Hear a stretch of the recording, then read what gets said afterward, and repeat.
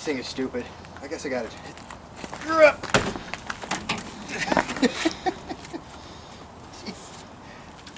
Alright, here we go. Power is on. Oh no, is she dead? Might just be the button actually.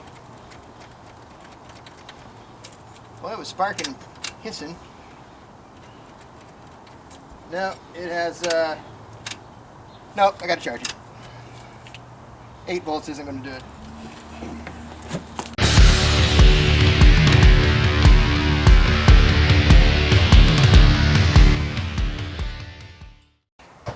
Okay, so it's time for our weekly update, and this one we're going to talk about the van. As you know, we looked through the engine. On the last episode you saw, we went through and the engine was basically shot. I didn't even bother taking it to the machine shop. I just looked at it some more, watched the footage again, and it just needs a complete rebuild. And I've always been thinking I didn't really want to put a ton of money into a small block throwback in this thing. So for those of you who haven't figured it out yet and noticed this truck in my last video, that's a big surprise. The engine in that truck's going in the van. Alright, so this, ladies and gentlemen, is a 383. I ran the number on the side of the engine block. It's a 383. I don't know what year, and I know nothing else about the motor. It's got this Edelbrock Torker manifold on it, and that is a 750 Edelbrock carb. I believe that is a 1407 or a 1409, something like that. I forget. Anyway, you know, and that's about it. I'm just going to rip the motor out of it. Stupid thing. This is not the preferred method, by the way.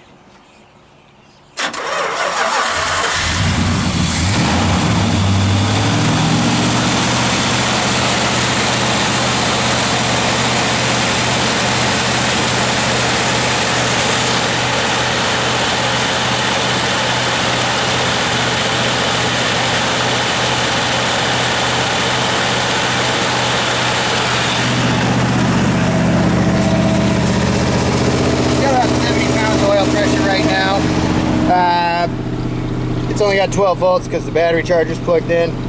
That'll just slowly go down over time because it is not charging. But the beauty of that is,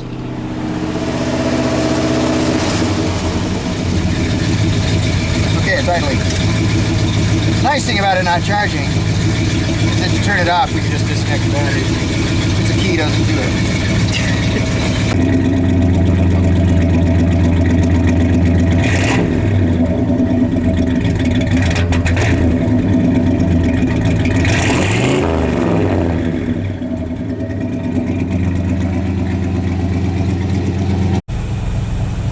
Alright, so now that it's warmed up, you can see the voltage is nothing now that I've unhooked the battery charger. It's down to 8, so it'll eventually die if I just leave it running forever. It'll run the battery dead because the alternator's not charging. But, you know, it's starting to come off a temperature here. Got a good 60 pounds at idle. So yeah, I can't wait to pull this motor apart and see what's in it. Alright, so once I decided that 360 needed a complete rebuild, I started doing the math on it, and there was no way of getting around it. The thing was going to cost me about $1,000 just to get it back basically stock. So without even putting any real upgraded parts in it. And that engine from the factory really didn't make that much horsepower. Those years are considered like smog engines. So they had like 8.7 to 1 compression ratio, which is fine if you're going to throw a turbo on it. But for normally aspirated power, that's terrible. You really need flat tops to take advantage of things. Anyway, to make a long story short, it's going to take a lot of money to make that little 360 back into a mediocre engine. So I wanted to see what I could do for that same amount of money if I was to just find a used engine. So I started digging around, and the first thing I came upon was that truck. There was another truck I looked at. It had a 360 in it. It was also a 1-ton, and it had a lot of aftermarket parts. It had an Edelbrock, it had a better intake manifold. It had a RPM air gap manifold. It had a 600 carburetor on it. This engine's got a 750, but it had headers. It had a lot of parts on it. You could tell it had been in a hot rod or something at some point. It had a Lopi idle, so it had a cam. It had a mini starter on it. It had a lot of an aftermarket oil pan, even a fabricated aluminum oil pan. So I know that somebody pulled this thing out of some kind of a race car or a hot rod or something and stuck it in this work truck. Problem was the truck weighed like 5,000 pounds. It was still loaded full of tools. So when I took it for a test drive, I was really unable to determine if it was gutless because of the weight or if it was gutless because the engine's gutless. I decided not to buy that particular engine, and that would have been $1,000 for just the engine. The downside is I would have had to go over and take it out myself at someone else's house, and I'm not real big on mobile mechanics these days. So I waited past that one up, I should say, and this one came up. I was looking in the paper in that price range. I typed in big block Dodge, and this truck that I ended up with popped up. And so I went and looked at it, and it actually ran pretty good. We did get it running. They couldn't get it running at the dealership, but I met their mechanic there, and we were able to get it running fairly easily. The reason they weren't able to get it running is because they weren't unhooking the battery, and it's got a parasitic drain. So every time they went to start it for a customer, it was dead. So they just gave up on it. The truck was at the dealership almost a year. So so I picked the thing up for $1,000 plus costs of licensing and registration and transfers and all that stuff. So I went ahead and picked it up because it ran pretty good. Drove it out of there. I think they were pretty upset when they saw me drive it out of there because they didn't think it would run. But oh well, I mean, I still paid what it's worth anyway because I still got to get rid of the rest of the carcass. And that thing's a salvage title truck with nothing but wiring issues, a parasitic drain, the alternator's not charging, the ignition switch isn't working properly, the turn signals don't work. I mean, the list goes on and on and on about things wrong with that truck. So it really is a parts truck. So I went ahead and pulled the trigger, and it's mainly because I know it's a 383, and you old school guys out there are going to think we need a 440 or even a 400 if I'm going to be towing with it. But here's the thing. It's not 1985 anymore. In 1985, when I got my driver's license and was first starting to hot rod around town, cars with 500 horsepower in them were fairly rare. I mean, you didn't even see a lot of big block cars. A lot of the guys out at the street races and stuff would be in small blocks. Just for affordability, or I don't know why, but it just seemed like those were easier to come by, and that's what a lot of those guys had. Even the guys with the big blocks, though.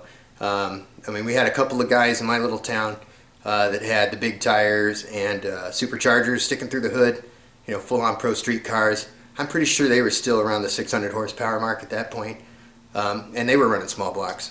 But it's not 1985 anymore. Nowadays, horsepower is easy to come by. In 1985, it was hard to come by, so you needed the biggest engine you could find, especially because normally aspirated was the only way you would do anything, or naturally aspirated, whatever you want to call it. Superchargers were rare, except on the pro street cars. They did not have centrifugal superchargers available yet, like pro chargers. It was strictly roots blowers off of race cars or drag boats and things like that. So that's kind of all you had for an option. And there was nitrous at the time, but they didn't have the technology they do now to control it, the computers and whatnot, to bring it in soft and things like that. So nitrous was still a fairly, I'm not going to say dangerous, but you're going to break a lot of parts with nitrous in 1985.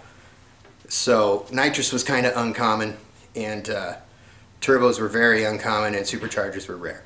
So we're talking naturally aspirated horsepower. So in order to get the big numbers, you had to really modify an engine and use as big an engine as you could find. So that's where that comes from, where people think like the 383 is garbage and things like that, Mopar guys. That comes from back then when it just didn't have the cubic inches people were looking for. Nowadays, you got a 4.8 liter LS making 1,000 horsepower with a turbo on it. So I don't see any reason why this 6.3, which is the 383, is too small an engine by today's standards. It's not. It wouldn't be that hard to get more power out of this in the future if I wanted to. For now, the 383 is great. It's got plenty of torque. It's got about 50 foot-pounds of torque more than the motor I'm pulling out in stock configuration. Doing the same things to the 383 that I was going to do to the small block will net us even more than that. And this thing should be capable of making some nice horsepower numbers without really being too radical of an engine. I'm not trying to build a quarter-mile terror. I'm just trying to build something that can tow, but still seems like a respectable hot rod when I'm not towing. So yeah, I'm really looking forward to getting this big block put in the van. For now, what we're probably going to end up doing, because we're still trying to get moved if we can, is I'm going to get the van back on its wheels so that it can be moved. Right now, the front end's up on stands. I can't move the thing. It makes it harder for me to get things in and out of the garage. A lot of reasons I need to get some vehicles out of here. Plus, if we want to start showing the house, I can't have a driveway full of cars. It just doesn't look right. So I've got a place I can store all my vehicles. I just got to get them road ready, or at least trailer ready.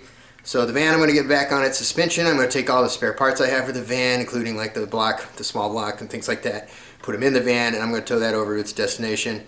And that will allow me some space in the driveway, at which point I will pull out the Nissan and stick the cab and the bed back on the frame, so I can move that out of here as well.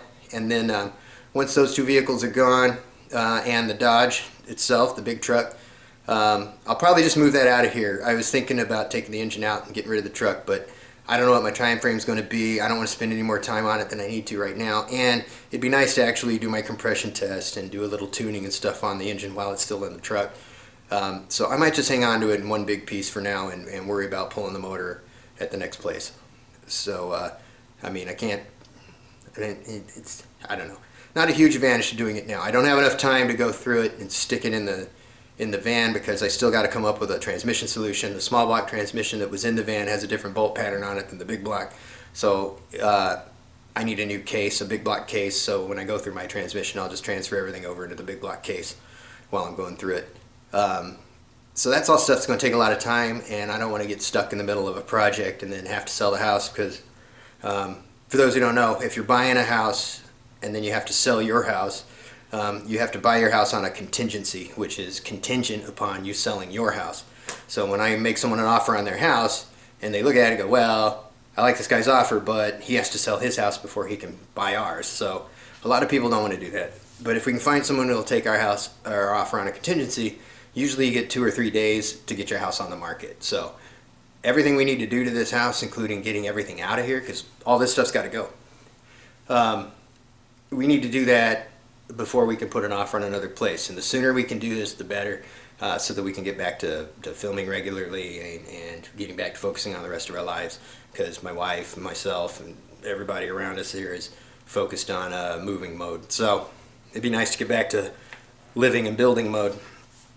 So that's where we're at. I have to focus on that stuff. Really don't want to be taking a bunch of extra time to work on projects right now. Like I said, I would only have a couple of days to get the house on the market if someone takes our offer, so I don't need a week's worth of work on the van just to get it out of here, kind of a situation.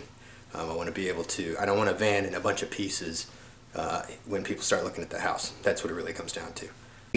Once I get the driveway cleared out and I get all the cars put back together to a point where I can move them all, then I can go ahead and take my entire garage and get that out of here. I can get all this stuff packed away in totes or whatever, boxed up, and get it in the trailer, and that way it's just ready to empty into my next shop.